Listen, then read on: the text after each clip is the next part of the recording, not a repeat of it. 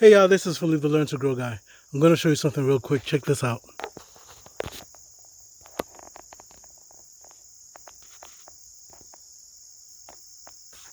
That is one puppy I'm going to try to stay away from. But the good thing is that it's high enough. It's far above my heights, okay? So anyway, the main purpose that we're here today is that I'm going to show you what I did. Well, I'll show you where I started out last year, but I'm going to show you what I'm going to do this year, okay? Now, last year, I started planting garlic in one of the rows in the main garden bed, okay? And everything started out nicely. And then we had a couple of freezes and everything just went. Did I do that right? Yeah, I know this looks horrible, okay? I already know it looks horrible, but this is the row that I actually planted the garlic in last year, and it really sucked, okay? It really sucked. They didn't do too good. They were lousy.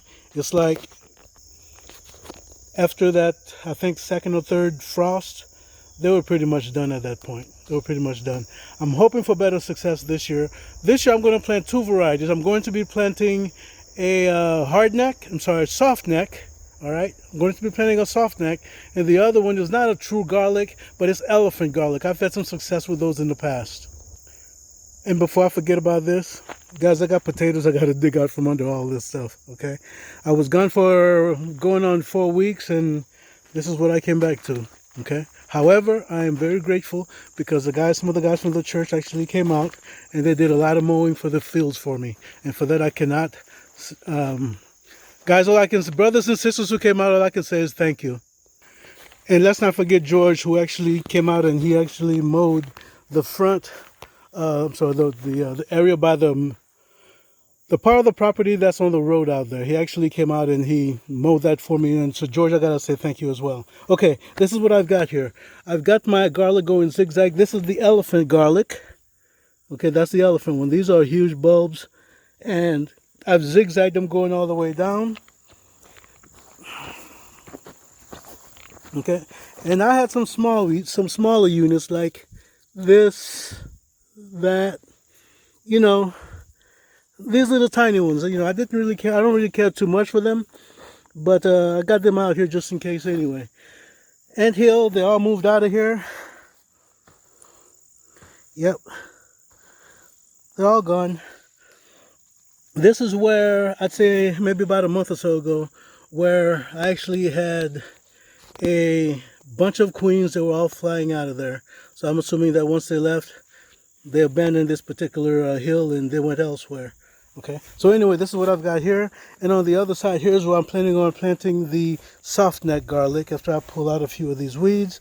But that is the goal. That's what I'm going to be trying to do.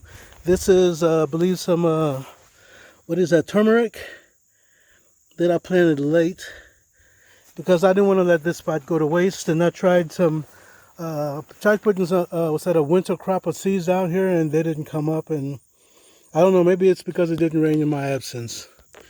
Okay, to plant these, it's going to be simple. Since I already got everything marked out where I want them, it's just going to be a matter of just digging down about roughly 4 inches. And I hope there's no vole holes. Nope, it's not a vole hole.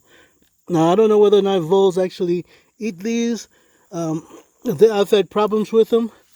And I'm hoping that they don't come and mess with these, really. Because voles, I can't stand those son of a guns. They're all over the garden. I also suspect that they're also trying to eat my Jerusalem artichokes at this point. I don't fully know, but that's what I'm suspecting. And we'll find out at some point down the line when I decide to try to go after the Jerusalem artichoke. This is a bean plant I planted some times ago. And what had happened was I was done planting, and I was just trying to, after I harvested the onions from here, I just wanted to try to get something planted similar to what I tried to do over there on that side. Okay, so anyway, right now it's the 17th of September. Now, when it comes to planting garlic, you can try to go to October, and from my viewpoint, it's quite all right to plant them in August too, depending on where you're at throughout the country. I think if you're further north, that may be fine. At least that's the way that you're going to make sure that they get a little head start. Okay, and also when you're planting these son of a guns, you want to make sure that you plant them with the bottoms going towards the bottom and the pointy parts going upwards. Okay, that's basically how you want to plant them. But the key thing is that you want to get them in. You want to get them in there 3 to 4 inches deep, and pat them down.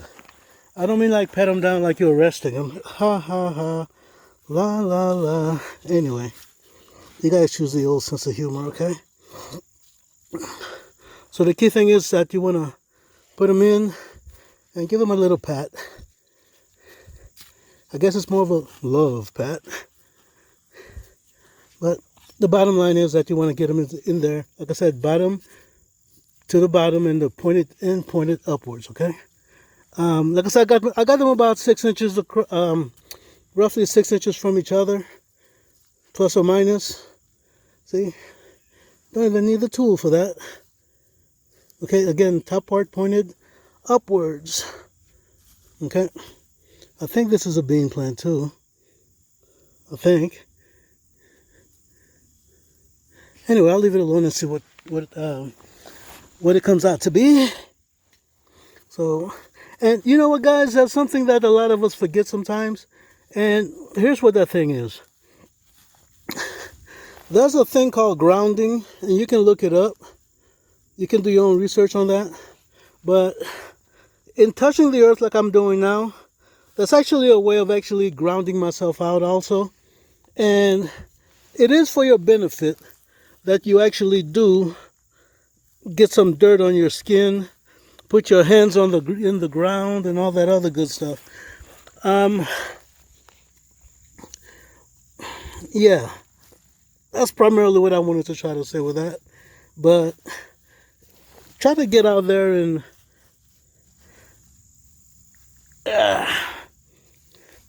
get out there and, touch the dirt with your bare hands. I don't mean with gloves, okay?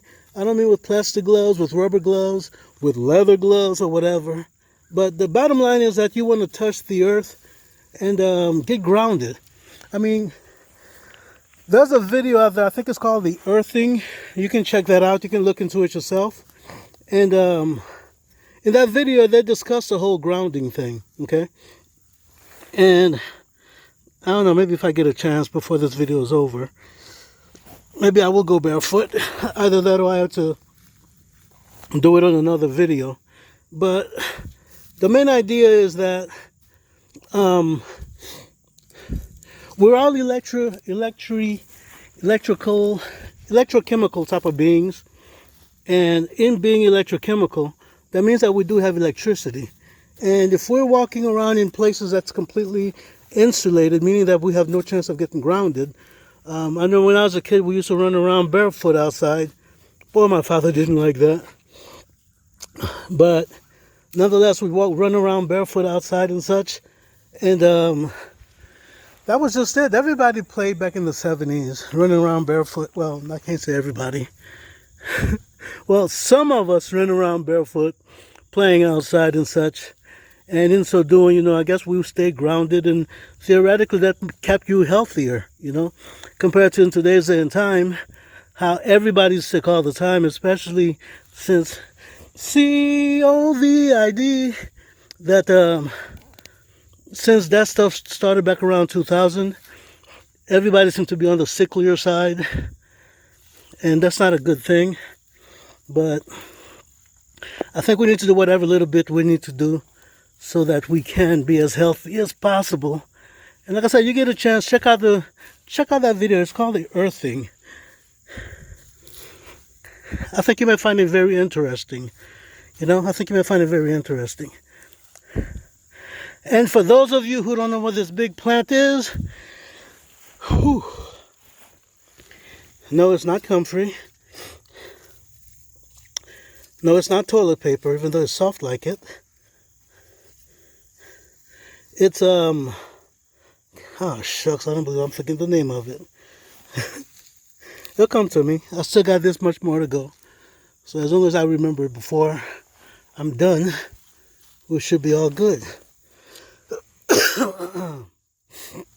I can give you a hint, it's good for colds. Well, especially coughs. You know, it's good for coughs and all. Yeah, these are too small. I don't want to try to dig these to go in too deep. And, yeah, I'm not trying to get these too deep. Maybe 2 inches or so into the ground. Because, you know, they're small.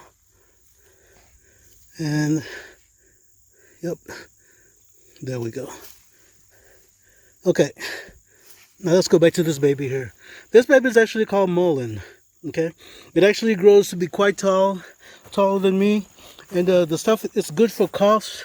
I think some people back in the old days used to smoke it. Don't quote me on that, but spot check for yourself. But it is good for coughs and such, okay? It does produce a heck of a lot of seeds. The flowers are supposed to be good for you as well. And I'm going to take you over here. I'm going to take you over here to show you exactly what it looks like when it gets older and when it's dying off. Stand by. Well, as long as we're walking, might as well do a little bit of talking. But anyway, here it is here. This is dried out mullein. As you can see, I just see some of the fresh leaves. I picked some of these leaves earlier. I'm supposed to be trying to make some tea with it. These things contain 1.5 billion seeds.